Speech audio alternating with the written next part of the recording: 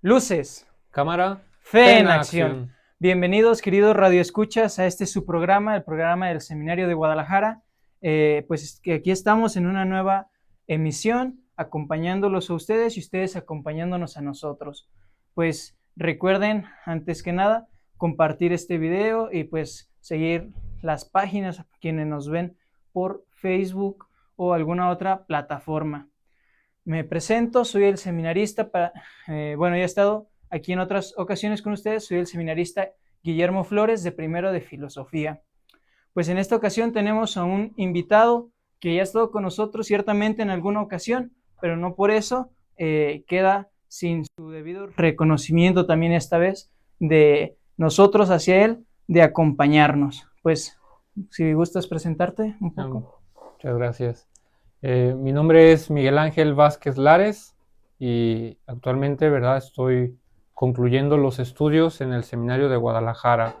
Estamos terminando el curso, estamos cerrando este ciclo escolar. Cursé el cuarto año de teología, lo he terminado y estamos preparándonos para salir a misiones, después nuestras debidas vacaciones, ¿verdad? Y después el siguiente curso, iniciar la siguiente etapa de síntesis teológica en el año de servicio. Ya ahora sí que seremos enviados a donde Dios nos mande. Pues es un gusto tenerte aquí de vuelta, Miguel. Pues seguimos pidiendo por ti para que el Señor pues te mande a donde más te necesite. Y pues también seguimos pidiendo las vacaciones que dices tú ya se acercan. Y pues también, claro, seguimos preparándonos para nuestros destinos de misión. Pues ya nos tocarán en diferentes partes y pues hay que ir a hacer la obra que se nos pida, pues en los diferentes lugares. Pues ciertamente estamos concluyendo cada quien su etapa. Ciertamente ustedes ya concluyeron todos sus exámenes y ya toda su facultad. Uno todavía le quedan otros años para poder Un restito terminar más. un poquitito más. Pues bueno, el tema que nos ocupa el día de hoy es un tema, digo yo, al menos para mí, pues muy, muy interesante, pero del que de verdad desconozco algo, algo mucho. Entonces, pues por eso estamos aquí. Me gustaría iniciar con la frase tomada de la palabra de Dios de Gálatas 2, del versículo 20. Ya no vivo yo, pero Cristo vive en mí. Pues como pueden ir imaginando, como pueden ir escuchando un poco, este capítulo, este programa trata de una identidad, ¿sí? La identidad cristiana. Pero antes que nada, antes de hablar de una identidad cristiana, pues hay en estos días una gran confusión muchas veces con este término identidad, ya sea por diferentes corrientes o diferentes formas de pensamiento o pues simplemente porque muchas veces no nos detenemos a pensar un poco qué significa la palabra identidad. Pero a tu parecer, o más bien, ¿tú cómo defines identidad?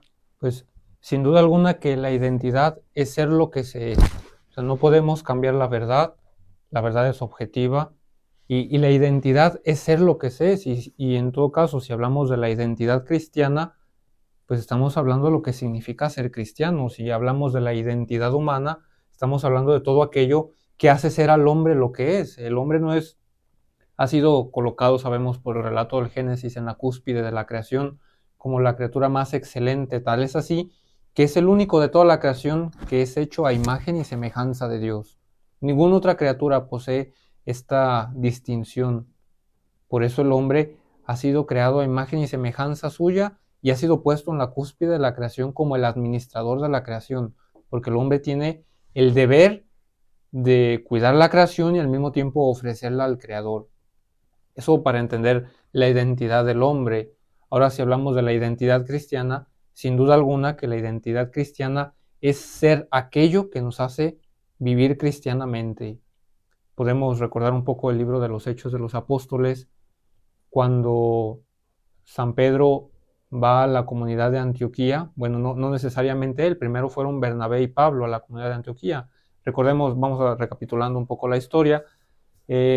San Pablo se convierte, va y se presenta entre los apóstoles, que por cierto ya estamos celebrando desde el día de hoy las vísperas de la gran solemnidad de San Pedro y San Pablo, ¿verdad? Los dos pilares fundamentales en la Iglesia Católica Apostólica y Romana, la fe que confesamos, la fe que creemos, que nos ha sido transmitido por medio suya. Y recapitulando un poco, ¿verdad? En este contexto festivo y solemne de estos grandes apóstoles, San Pablo, una vez que se convierte, va y se presenta entre los apóstoles, y los apóstoles le hacen el feo, o sea, desconfían de Pablo, porque recordemos que Pablo se confiesa a sí mismo que en un tiempo fue perseguidor y ahora es perseguido por la causa de Cristo. Y estos no creen del todo en su conversión, por allá lo mandan a su casa, está allí descansando 3 años, en lo que meditando todo este acontecimiento del misterio de Cristo que se le ha revelado, porque él era, sabemos, un fariseo que cumplía al pie de la letra la ley, y los fariseos se gozaban en cumplir la ley porque creían que la ley los iba a hacer justos delante de Dios. Cristo se le manifiesta, Pablo confiesa a Cristo como el Dios y Señor, hay un cambio en su mentalidad que lo hace darse cuenta que ahora la justificación o la justicia de Dios se hace presente por Cristo, por gracia, no por nuestras propias fuerzas, no por nuestros méritos. Podemos entenderlo de otra manera, no hay que hacer para merecer, sino porque merecemos, porque somos hijos de Dios, hemos merecido la salvación. Y ahorita abordaremos un poco más este punto de la identidad, de cómo es que somos y merecemos la salvación, cómo el ser hijos de Dios nos hace ser cristianos. Entonces, durante estos 3 años, Pablo se queda meditando todo este acontecimiento que le ha cambiado la vida, que le ha cambiado la mentalidad.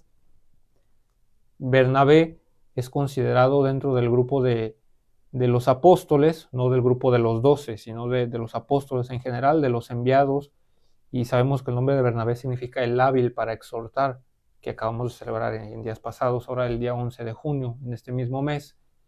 Y Bernabé es enviado por los apóstoles a la comunidad cristiana de Antioquía.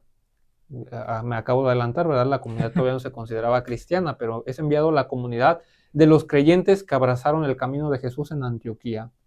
Pablo y Bernabé van a Antioquía, predican el Evangelio, predican la buena nueva de Cristo, después invitan a Pedro a participar en su comunidad, podemos decirlo así como una visita, ¿verdad? Una supervisión, porque a Pedro le ha sido confiado el cuidado de la iglesia, y entonces el libro de los Hechos de los Apóstoles menciona que allí fue la primera comunidad donde aquellos que habían abrazado el camino, que es el nombre que recibían los judíos que creían en Cristo, se les empieza a llamar cristianos.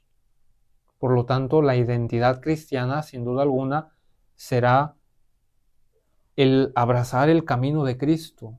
El camino de Cristo, el Señor, que se ha manifestado, que se ha revelado, que se nos ha dado a conocer y que nos invita a ser como Él. Sabemos y confesamos que Jesucristo es verdadero Dios y verdadero hombre. Y como verdadero hombre, pues Él supo responder a las problemáticas de su tiempo, fue adaptándose. Los evangelios nos dicen que crecía en sabiduría y en gracia delante de Dios y de los hombres. Y esta misma conciencia que va haciendo Jesús de su misión de enviado es la que transforma al mundo y es la que manifiesta cómo debe vivir el cristiano.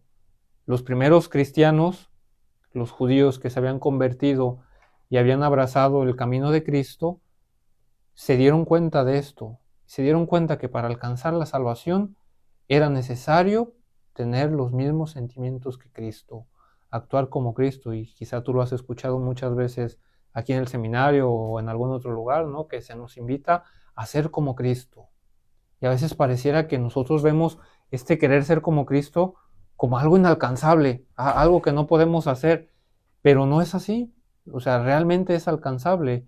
El Concilio Vaticano II, en la Constitución Gaudium et Spes, una constitución pastoral que habla sobre el ser y quehacer de la Iglesia, habla precisamente en el número 22, dice que el misterio del hombre se resuelve a la luz del Verbo encarnado. Es decir, si el hombre desea conocer lo que significa ser hombre, necesita voltear a ver al hombre por excelencia e identificarse con él. Identificarse con Cristo, que se ha hecho un hombre como nosotros, que viniendo al mundo le ha mostrado al hombre la manera en la que tiene que vivir el hombre. porque cuando el hombre desconoce la manera en la que tiene que vivir, pues entonces suceden todas estas cosas que estamos viendo hoy en día, ¿no? Todos estos cambios antropológicos, una desantropomorfización, es decir, se le cambia la figura al hombre, no es como siempre ha sido visto, y se va deshaciendo esa imagen del hombre que lleva en sí, ¿no? O sea, dejamos de mirar lo que es el centro, lo que es el modelo, y en su lugar ponemos muchas otras cosas, una cierta idolatría, pudiéramos pensarlo de esta manera. Pero entonces, ¿qué significa ser cristiano? Ser cristiano, dirá San Pablo, ya no soy yo quien vive, es Cristo quien vive en mí. Porque esa es la finalidad del cristiano. Para que el cristiano se reconozca como tal, es necesario asentir lo que significa vivir como Cristo, conocer a Cristo, buscar a Cristo, no dejar a Cristo e imitar su comportamiento en todas las obras de nuestra vida. O sea, en todo, imitar a Cristo. De allí esa frase que acabo de mencionar, ¿no? O sea, no hay que hacer para merecer, porque hemos merecido somos. En una ocasión, ¿verdad? Aquí lo comparto. Yo me confesaba y el padre en los consejos que me daba me decía, no hay que hacer obras para ser santo, hay que ser santo para hacer obras. Es esto mismo que te acabo de decir, ¿no? O sea, no hay que hacer para merecer. No hay que hacer cosas para identificarnos con Cristo, sino porque nos identificamos con Cristo, entonces hacemos cosas, hacemos las obras de Cristo. Las obras de Cristo que sin duda alguna pues vienen a humanizar y a dignificar a la persona, a humanizar el mundo, a hacerlo más noble, a llenarlo de amor, a hacer que arda con el fuego del amor de Cristo, porque para eso ha sido enviado, para traer fuego. Y Él dijo, ¿y cuánto deseo que este fuego arda? Y sin duda que este fuego pues es la configuración con Cristo. Y pudieras preguntarte tú, ¿verdad? Y quizá ustedes también que nos están escuchando, ¿cómo poder configurarme con Cristo? ¿Qué significa ser cristiano? Y hay muchas maneras en las que podemos abordar la identidad cristiana. El Concilio Vaticano II ha hecho un cambio total en la Iglesia, ¿no? Hace ya un poco más de 50 años, que ha cambiado la forma de ver el concepto de la Iglesia. En la Constitución dogmática Gaudium et Spes, la Constitución Pastoral Gaudium et Spes, la Iglesia habla sobre quién es y cuál es su labor en el mundo. Pero hay una constitución anterior, que en los documentos del concilio aparece primero, pero que fue la última, porque fue la que causó más revuelo, porque es un cambio total de mentalidad de la Iglesia. En la constitución Lumen Gentium, es decir, la luz de las gentes, la Iglesia medita y reflexiona sobre su ser. ¿Quién es la Iglesia? ¿Y qué dices de ti, Iglesia? Y entonces ahora viene un cambio teológico dentro de la forma de verse a la Iglesia. Teológico en el sentido de donde parte. Y quizá eso no lo hemos comprendido muy bien nosotros a 50 años del concilio, apenas nos está como cayendo el 20. Sabemos que anteriormente, y quizá muchas personas a veces cometemos ese error, ¿no? Cuando desconocemos. Pensamos que la iglesia, hablan de la Iglesia e inmediatamente la identificamos con el clero. Inmediatamente la identificamos con la jerarquía, con los sacerdotes, con los religiosos. Y se nos olvida que los bautizados, que no somos clero, formamos también parte de la Iglesia. Y la Iglesia, sí, ciertamente comenzó con 12 que habían sido constituidos por Jesús para llevar a cabo, para continuar esta obra de salvación por medio de la Iglesia. Pero la Iglesia entonces reflexiona y dice, pues no, la Iglesia no es solamente el clero. La Iglesia somos todos los bautizados. La Iglesia católica subsiste dentro de la Iglesia de Cristo. Entonces, en este subsistir dentro de la Iglesia de Cristo, pues la Iglesia se da cuenta que todos los bautizados, todos cuantos creemos en Cristo, formamos la Iglesia de Cristo, que es una, santa, católica y apostólica.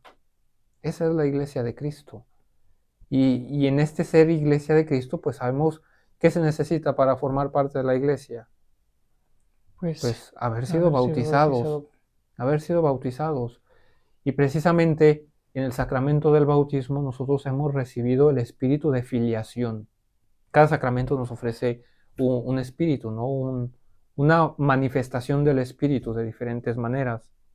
En el sacramento del bautismo recibimos el espíritu de filiación, en el sacramento de la confirmación el espíritu de martiría, es decir, del testimonio, en el sacramento de la Eucaristía el sacramento de comunión, en el sacramento de la penitencia el espíritu de reconciliación, en el sacramento de la unción de los enfermos el espíritu de consuelo, en el sacramento del orden sagrado, dependiendo el grado del orden, recibimos, esperemos algún día recibir por lo menos los primeros dos espíritus, el espíritu de caridad en cuanto al diaconado, el espíritu de santificación en el sacerdocio ministerial, en el presbiterado, y quizá por ahí más de alguno, ¿verdad?, que el Señor le ha pedido eso, pues recibe el espíritu de servicio, el espíritu de gobierno en cuanto al servicio, los obispos, ¿verdad? Es importante que hagamos oración por nuestros obispos, dicho sea de paso. Y en el sacramento del matrimonio se recibe el espíritu de amor. Pero el primer espíritu, ¿verdad?, el primer don, el primer regalo que recibimos, lo obtenemos en el sacramento del bautismo, que es el espíritu de filiación. Es decir, Dios nos hace sus hijos. Pero el Hijo único del Padre sabemos que es Jesucristo. Entonces la filiación, menciona el Catecismo de la Iglesia, la hemos de entender como que somos hijos en el Hijo. ¿Qué quiere decir esto? Que somos hijos en el Hijo. Que cada vez que el Padre Eterno nos vea a nosotros los bautizados, ve en nosotros la imagen de su Hijo. Y por eso somos hijos en el Hijo, porque el Hijo único de Dios es Jesucristo. Él es la palabra eterna que se ha encarnado. Es el Hijo que ha sido engendrado desde siempre. Podemos hacer un poco de teología trinitaria. Sabemos que Dios es uno solo en tres personas iguales y distintas. Iguales en su ser, que es la divinidad, y distintas en su obrar. Tres personas distintas, pero que participan de una sola naturaleza, la naturaleza divina. Y tienen dos procesiones. El Padre engendra al Hijo y necesariamente, ¿no? Quien tiene un hijo, pues se convierte en padre. Ahí está la primera relación, la relación del Padre y el Hijo. Y en esta relación entre el Padre y el Hijo está el amor. Y el amor surge como persona, es decir, el Espíritu Santo, que eso les da como una identidad. La identidad de Dios, ¿cuál debe ser? Pues sin duda alguna el amor que hay entre estas tres personas. Su identidad es divina y es amor. Ya lo dirá San Juan en una de sus cartas, ¿no? Y es la definición que mejor abarca todo lo que es Dios, ¿no? O sea, Dios es amor. Dios es amor. Y al ser incorporados nosotros en el bautismo como hijos de Dios, entonces aquí entendemos esto que te mencionaba hace un momento, ¿no? O sea, no hay que hacer para merecer, sino porque somos, merecemos, porque somos, obramos. Entonces somos hijos de Dios. Quiere decir que la identidad del Hijo eterno del Padre ya la hemos recibido y estamos llamados a configurarnos con Él. Aquí entraría también un poquito esta doctrina del carácter, que es una configuración con Cristo. Sabemos que hay tres sacramentos que imprimen carácter en la vida del cristiano.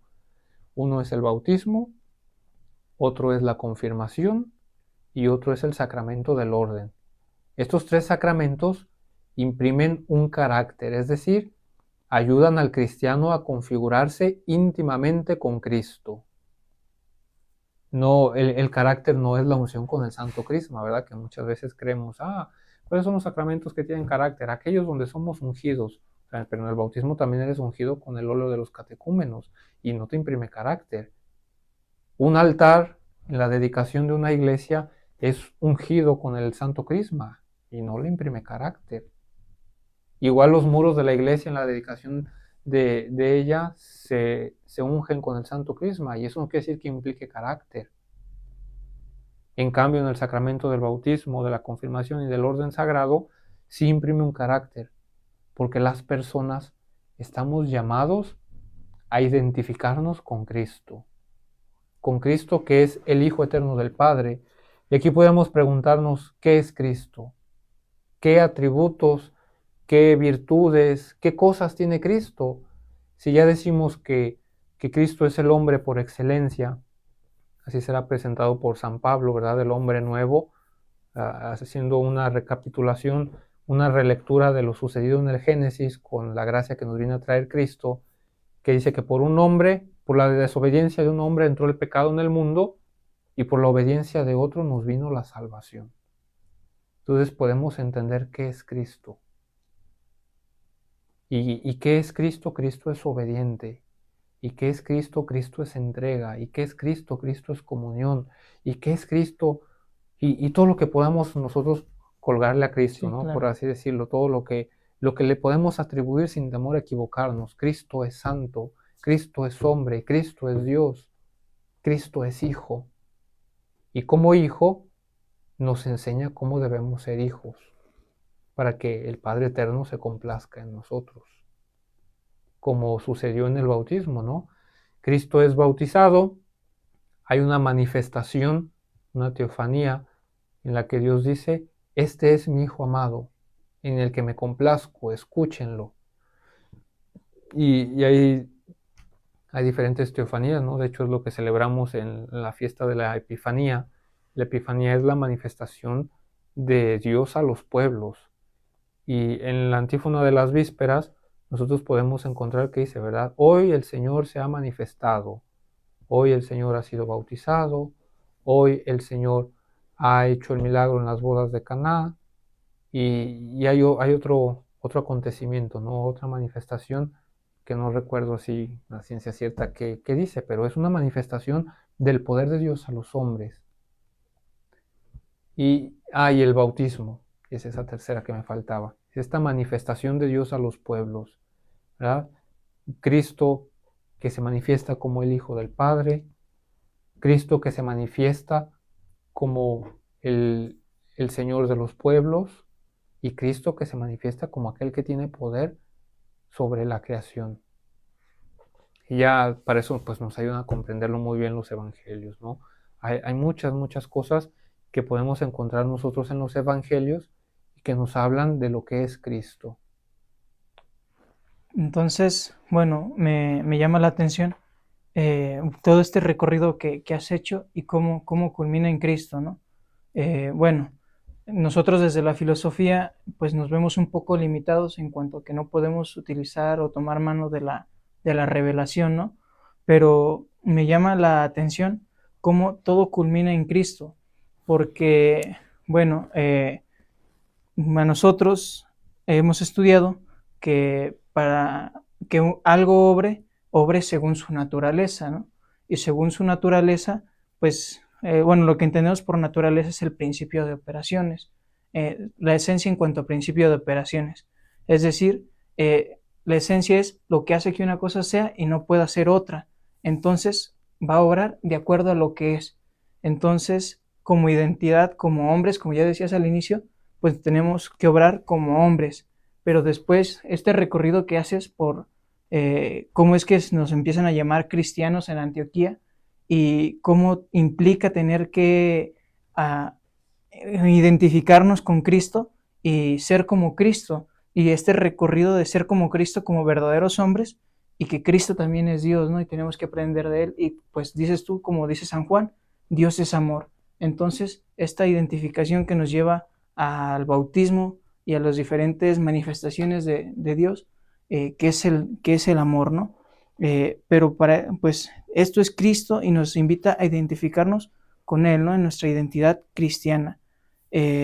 Pero como dices tú, ciertamente, o al menos es mi parecer, muchas veces cuando escuchamos Pablo o Bernabé, pues suena como algo muy, muy lejano, ¿no? Pero ciertamente alguna inquietud que pudiera surgir es cómo identificarnos con Cristo o no, con nuestra identidad cristiana en este siglo. Creo, o al menos a lo que he alcanzado a identificar, pues que el Gaudium et Spes y la Lumen Gentium pues nos dan como unas pequeñas guías, pero pues no sé si nos pudieras hablar como de algunas formas pues de nuestro siglo, de cómo identificarnos con Cristo. Bueno, ya nos has dado parte pues con el bautismo y con diferentes formas.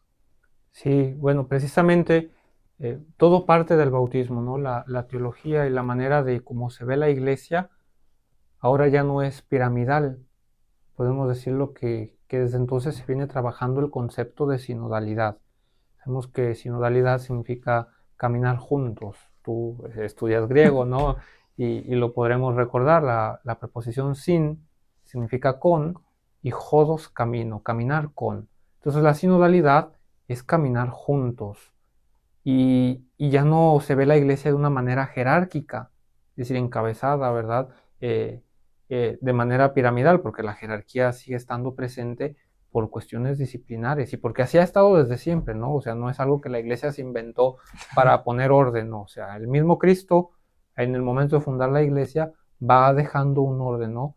Cristo elige, lo sigue un gran número de personas, de este gran número de personas hay 72 que son sus discípulos, de estos 72 hay 12, de estos 12 hay 3 y de estos 3 hay uno a quien le ha sido encomendado el cuidado de la iglesia, Pedro, que es la piedra, a quien estamos celebrando ya desde el día de hoy. Y parecieran, ¿verdad?, o personajes lejanos, pero sin duda alguna que no lo son. O sea, su testimonio sigue siendo eficaz en la iglesia. Y no solamente el testimonio de él, el testimonio de muchos otros. Y hay algo que es muy importante que consideremos. Por allá cerca del siglo, si no me equivoco, el siglo III, el siglo IV, se escribe una epístola a Diogneto, es el nombre que recibe esta carta. Y en esta carta, quien escribe la carta a Diogneto, él menciona, los cristianos son para el mundo lo que el alma en el cuerpo. Sabemos que el alma en el cuerpo es un principio de vitalidad, es el que anima el cuerpo. No son dos cosas separadas, ¿verdad? No hay una dicotomía, es una unidad entre cuerpo y alma, dijera Santo Tomás de Aquino, no un principio bueno y un principio malo, es una unidad, el hombre es una unidad, cuerpo y alma. Y al tener el hombre, sabemos que entonces el alma es quien anima al cuerpo, pero eso no la hace superior o no hacemos inferior al cuerpo. No podemos subrayar una cosa o la otra, porque el subrayarlo sería caer en un extremo que, que desde hace mucho tiempo hemos arrastrado, es decir, decimos el cuerpo es malo y el alma es buena, o que ahora estamos diciendo, ¿verdad? No hay tanta importancia con el alma, con las cosas espirituales, vamos subrayando el cuerpo, vamos subrayando la buena figura, la buena apariencia, no. O sea, el cristiano es para el mundo lo que el alma en el cuerpo, es decir, un principio de vitalidad. El cristianismo hace que el mundo se mueva. Quizá habrá quienes brinquen, ¿verdad?, por esta afirmación que acabo de decir. El cristianismo hace que el mundo se mueva. Porque pues, mucha gente, ¿verdad?, tira malo sin conocer realmente la situación, sin darse cuenta que el cristianismo realmente ha aportado mucho a la humanidad. El mismo concepto de la libertad. La libertad es un tema que es abordado por el cristianismo y que es enriquecido por el cristianismo. Si nosotros revisamos a los filósofos antiguos, ninguno de ellos habla de la libertad como un problema antropológico, como un problema social, porque ellos nacieron libres, ellos no fueron esclavos, y para ellos no es problema hablar de la libertad, porque ellos han nacido libres. Pero quien ha nacido esclavo, pues desde luego que es un problema, y no era visto como un problema como tal. Es hasta cuando el cristianismo comienza a cobrar una cierta popularidad dentro de la sociedad, popularidad no en cuanto a que sea famoso, sino que se va nutriendo y se va haciendo grande y se va conociendo, que la libertad entonces se vuelve un problema, porque había esclavos que se convertían a cristianos y había libres que se convertían a cristianos. Y entonces que un obispo llegara y les dijera, todos aquí somos iguales, todos somos hijos de Dios. O sea, y no solamente en los siglos de la Edad Media o durante el Imperio Romano, desde las mismas cartas de San Pablo lo escuchamos, ¿no? O sea, como en la carta a los Corintios, San Pablo hace un reproche a la comunidad de Corinto, porque sabemos que la Eucaristía en ese entonces tenía un carácter convivial manducativo, es decir, si se reunían para celebrar la Pascua del Señor, para celebrar la Cena del Señor, su memorial, pero también se reunían, podemos decirlo así, como a la chorcha, ¿no? Después de la celebración eucarística, para convivir, porque era una comunidad eclesial. Y resulta que dice San Pablo que la comunidad de Corinto comenzaba a reunirse antes, y entonces se terminaban lo que llevaban, por así decirlo, para compartir, para que después de la Eucaristía no tuvieran que compartir con los pobres. Y San Pablo les llama la atención y les reprocha esto, les echa en cara esto, y cosa que sigue sucediendo hasta nuestra fe, hasta nuestros días, ¿no? O sea, ¿cuántas veces no sucede esto? Es decir, quienes tienen más posibilidades aprovechan de los que tienen menos posibilidades, y entonces eso no es ser cristiano. Eso no es ser cristiano, porque el cristiano, ¿verdad? El cristiano es hermano. El cristiano te hace ver a los demás como hermanos, porque hemos sido hechos hermanos por el bautismo. Y precisamente es el bautismo, perdón, el que nos da esta capacidad de comprender lo que significa ser cristiano, asociarnos a Cristo y tener los mismos sentimientos de Cristo. O sea, los sentimientos de Cristo son los sentimientos que siguen vigentes hoy en día, ¿no? Después de tantísimo tiempo. Y los mismos sentimientos que tuvieron los santos padres, los mismos sentimientos que quizá tuvieron nuestros abuelos. O sea, son conceptos que no cambian. El amor, la verdad, la caridad, la misericordia, la justicia, la prudencia, la templanza, la fortaleza, la fe, y así podemos hacer un recorrido, ¿no? Por todas las virtudes que podamos encontrar. O sea, son los mismos, no han cambiado, porque están fundados en la verdad y porque la verdad no cambia. Entonces, una manera concreta de ser cristiano, una manera concreta de animar el mundo, es siendo lo que tenemos que ser. O sea, eres cristiano, vive como cristiano. Vive como cristiano. No necesitas hacer nada para ser cristiano, porque muchos de nosotros hemos tenido la gracia, la fortuna de haber nacido ya en una familia cristiana y fuimos bautizados. Y este ser bautizado nos hace cristianos. Ahora a nosotros nos toca vivir como cristianos. Solamente es cuestión de hacer conciencia. O sea, de que tú seas consciente de lo que eres y te comportes como lo que eres. Sería, pues, o sea, suele suceder, pero es algo a veces chistoso, gracioso, ¿no? Que quizá vayas con algún abogado y que no sepa cómo tiene que actuar un abogado. Que vayas por allí a buscar asesoría, ¿no? Con algún profesional y que éste no sepa lo que tiene que hacer. Entonces, por vida tuya, ¿no? O sea, ¿cómo quieres ser cristiano? ¿O cómo te quieres manifestar como cristiano? No vives como cristiano. Tenemos que vivir como cristianos.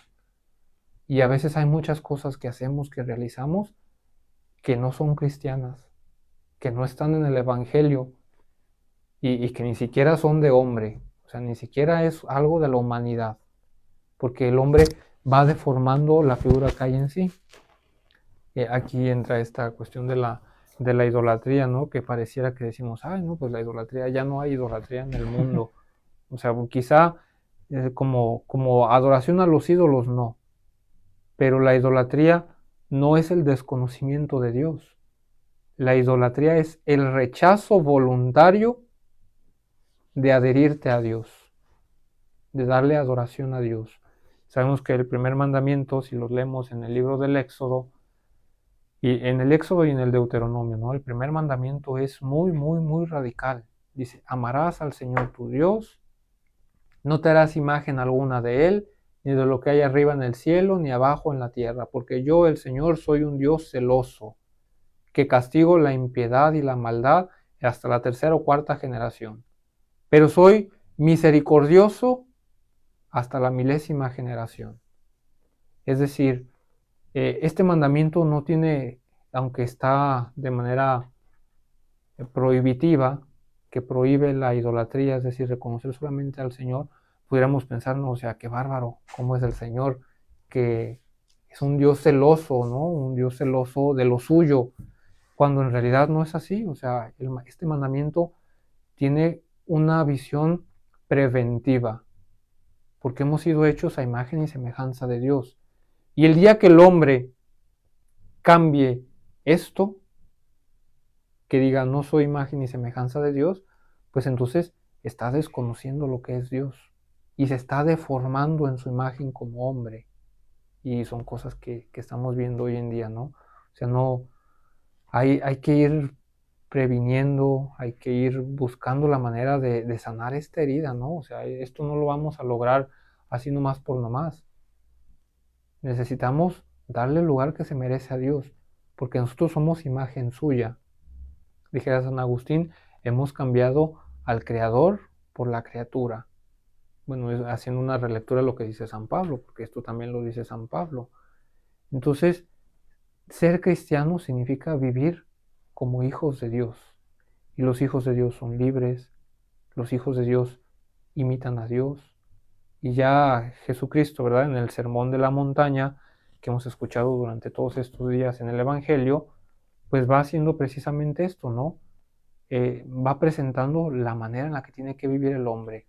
Por eso escuchamos que de repente dice, han oído ustedes que se dijo, pero yo les digo.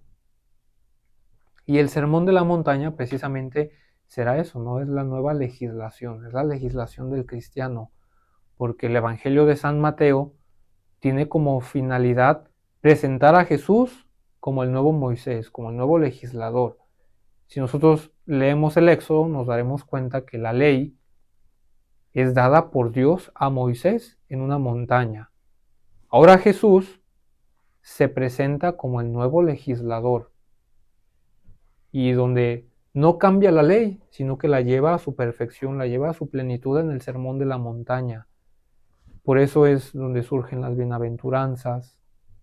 Bienaventurados los perseguidos, ¿no? Porque ellos, y así, ¿no? O sea, comienza todo el discurso de las bienaventuranzas.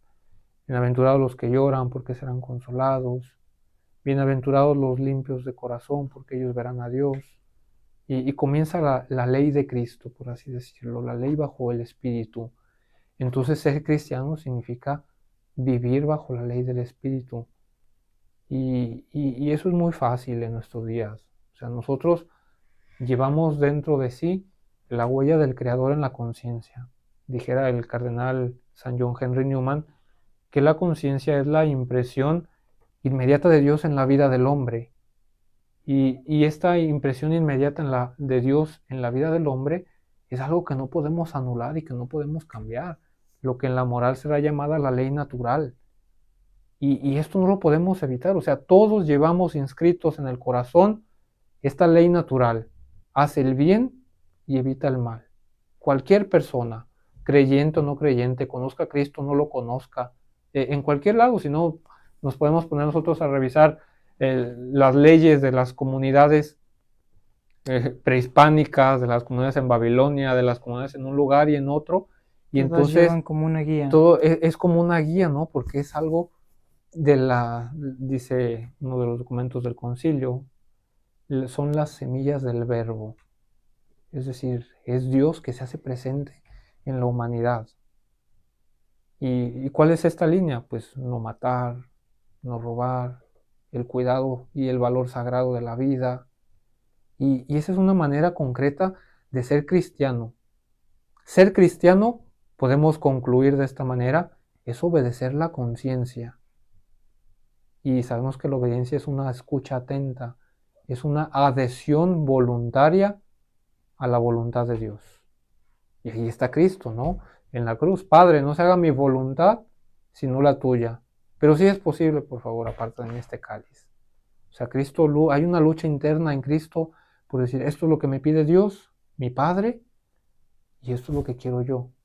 Pero yo lo quiero complacer. Entonces, Cristo se manifiesta otra vez como el hombre obediente, como el hombre por excelencia. Y tener identidad cristiana es identificarnos con Cristo, a tal modo que podamos decir como Pablo, ya no soy yo quien vive, es Cristo quien vive en mí. Pues creo que has hecho una impresionante síntesis, o al menos para mí, muy bien explicada sobre qué es la identidad, ¿no? Porque, pues, identidad de ser humano, identidad de hombre, pues en realidad se queda como que pues en veces muy, muy limitada, ¿no? O al menos desde algunos puntos de vista filosóficos se queda hasta el punto de la razón, pero algunos filósofos olvidan la parte espiritual, ¿no? Que esto conlleva y, y la parte de la identidad cristiana, que es identificarse con el verdadero hombre, con el hombre sin defecto, con el hombre que también es Dios, el hombre que es Cristo, ¿no? Y pues poco a poco irnos identificando, tener los sentimientos de Cristo, obrar como Cristo, porque somos cristianos, ¿no? Entonces, como somos cristianos, podemos obrar como Cristo, lo que ya nos decías tú, ¿no? El, el ser precede al obrar. Entonces, porque somos cristianos, porque seguimos a Cristo, obramos de esta manera. No obramos así porque queremos seguirlo, sino al contrario, porque Él nos da su gracia, obramos de esta manera. Y al obrar de esta manera, nosotros mismos cumplimos con nuestra naturaleza de hombres y más allá con nuestra naturaleza que nos fue otorgada en el bautismo de ser hijos de Dios.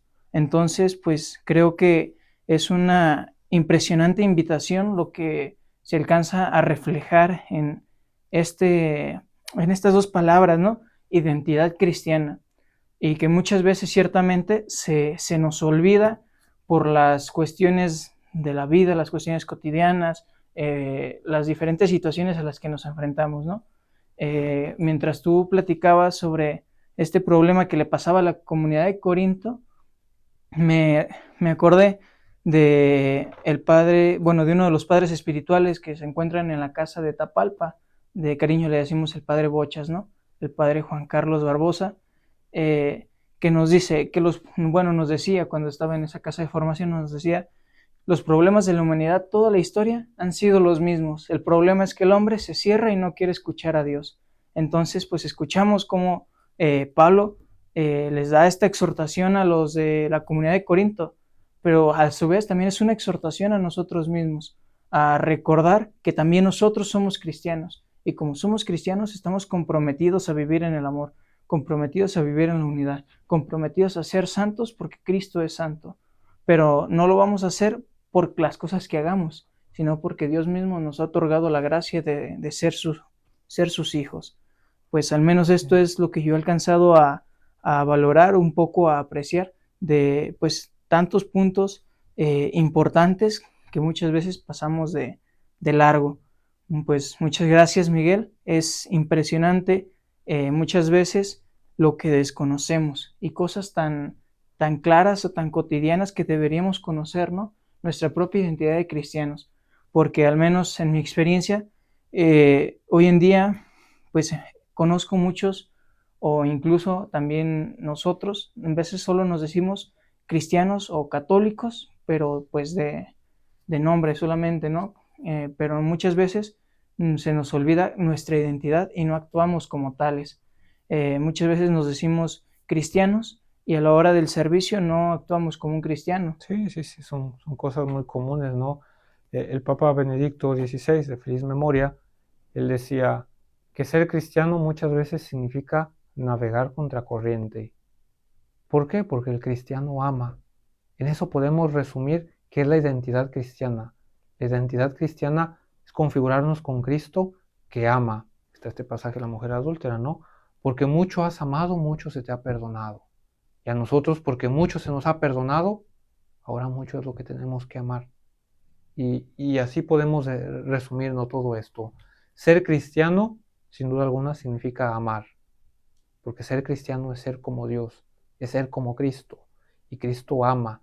Y ya decía San Juan, ¿no? Dios es amor. Entonces ser cristiano, por lo tanto, será amar. Pues para mí al menos, esta es la invitación de la semana. Muchas gracias, Miguel, por habernos acompañado, por habernos, pues principalmente, enseñado e encaminado en este proceso de conocer nuestra identidad como cristianos. Muchas gracias a todos los que nos acompañaron en la radio, los que nos acompañaron a través de Facebook o las diferentes plataformas.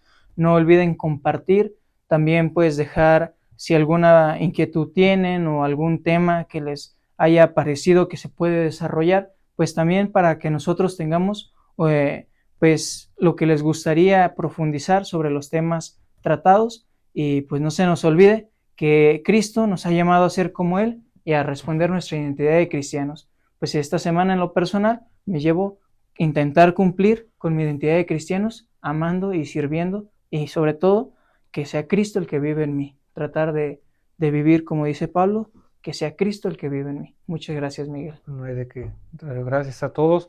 Pues una feliz fiesta de San Pedro y San Pablo. Dios nos bendiga a todos. Nos conceda algún día reunirnos en el cielo. Muchas gracias. Nos vemos en la siguiente edición. Dios los bendiga.